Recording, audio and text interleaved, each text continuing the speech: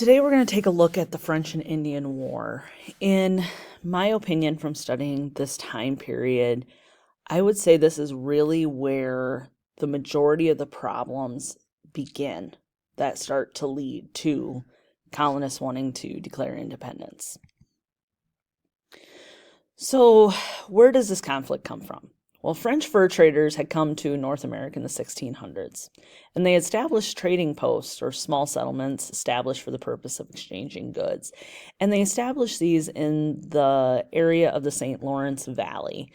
The St. Lawrence River kind of runs, if you imagine the northeast border of the United States, that's pretty much the St. Lawrence River.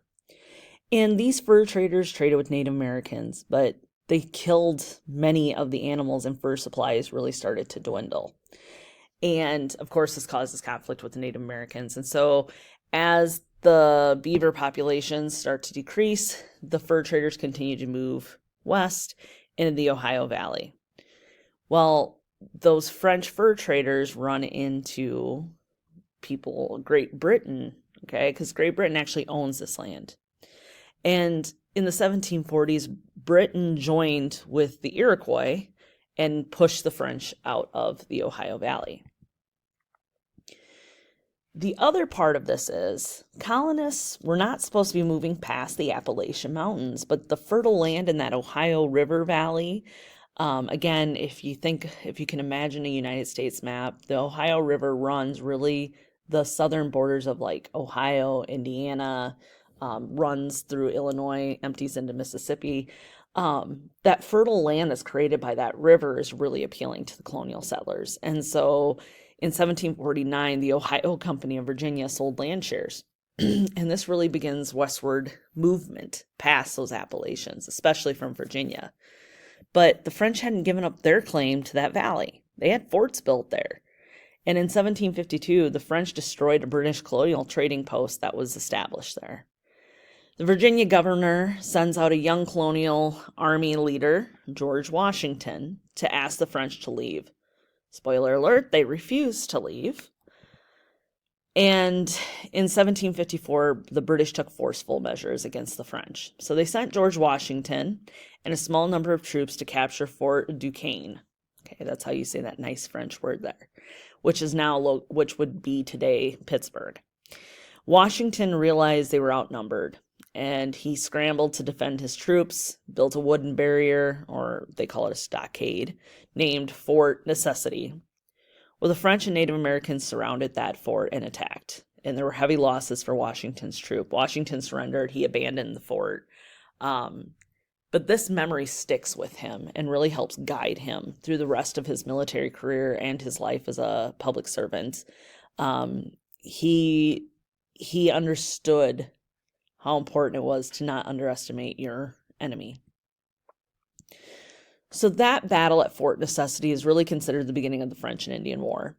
For Britain and France, it would be part of a larger war that stretched into the Caribbean, stretched into Europe. They call it the 7 Years' War, which had officially began in 1756. 7 colonies sent delegates to Congress in Albany, New York, and they were discussing uniting the colonies to fight the French and kind of kick them out of that area so more colonial settlers could move there. They adopted what they called the Albany Plan of Union. So it was proposed by Benjamin Franklin, who was a printer from Philadelphia, and it proposed granting a central government the power to tax, pass laws, and oversee military defense. Sorry, defense is spelt wrong there. For the colonies. None of the colonies approved of this, but they did unite to defend their land. They persuaded the British to help them. So go ahead and pause. Oh, I need to.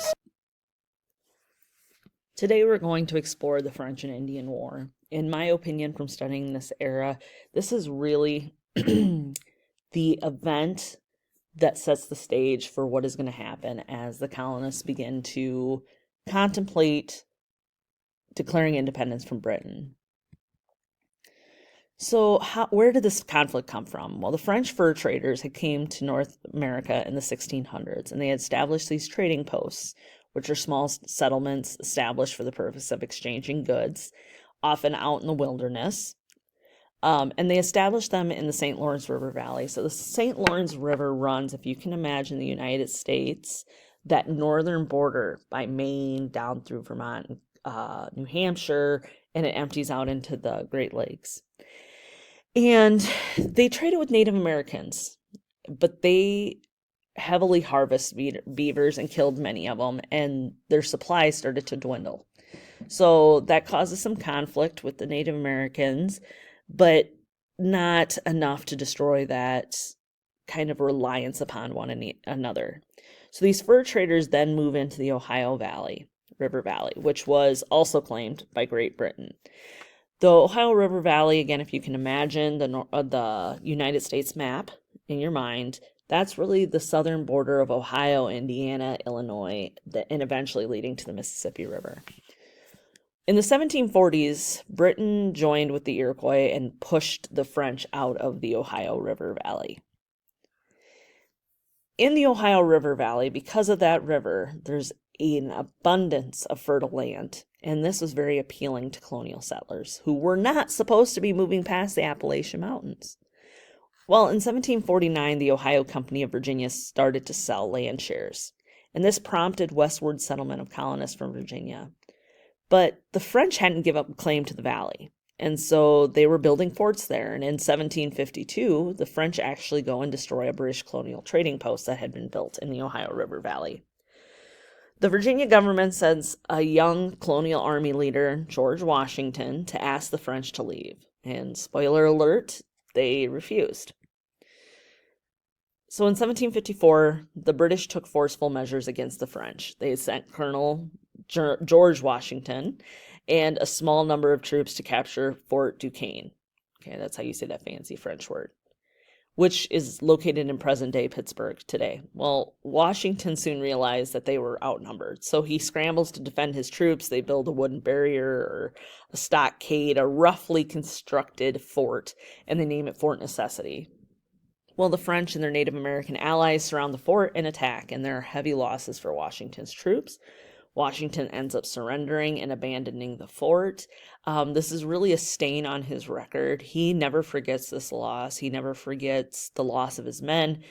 He also kind of gets branded for this surrender that happened as being, weak. This battle at Fort Necessity is really considered the beginning of the French and Indian War. For Britain and France, they were already fighting in a larger war in both the Caribbean and in Europe. They call it the 7 Years' War, and it had officially began in 1756. So 7 colonies send delegates to a Congress in Albany, New York. And the main purpose of this is that they want to discuss about uniting the colonists to fight the French. They adopted the Albany Plan of Union, which had been proposed by a man named Ben Franklin, who I think we've heard of before, who was a printer from Philadelphia and a statesman, obviously. And he proposed granting a central government the power to tax, pass laws, and oversee military defense for the colonies. None of the colonies really approved, but they did unite to defend their land, and they persuaded the British to help them. Let's go ahead and pause, answer these questions. How did the fur trade cause conflict between the French and British? And what was the purpose of the Albany Plan of Union? In 1755, the British send General Edward Braddock with his troops to North America, and their goal is to destroy French forts. Well, Washington accompanies him with more than 2,000 soldiers through Virginia's backcountry, and they want to go and they want to capture Fort Duquesne. Well, Braddock was confident it'd be an easy defeat. He was incredibly wrong. He was totally unprepared to fight on the frontier. Their wagons were too heavy, too big. Their cannons were too big, too heavy. They spent so much time clearing a path through the woods.